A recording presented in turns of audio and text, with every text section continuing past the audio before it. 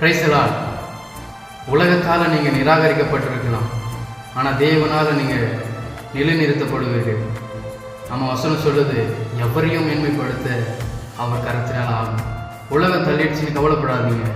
தள்ளன உங்களை தாண்டவர் எடுத்து பயன்படுத்தும். எதை நினைத்தும் எதை குறித்தும் கலங்காதீங்க. கர்த்தர் உங்களோடு இந்த அதிசயங்களை செய்வார். ஆமென். God bless you. தள்ளப்பட்டோரை தன்னிடம் சேர்க்கும், தள்ளப்பட்டோரை தன்னிடம் சேர்க்கும். நம்பி வந்தோரை மனசார உயர்த்தும், நம்பி வந்தோரை மனசார உயர்த்தும். அதுதான் கிருபை, அதுதான் கிருபை.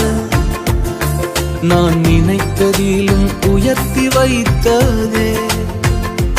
அதுதான் கிருபை, அதுதான் கிருபை.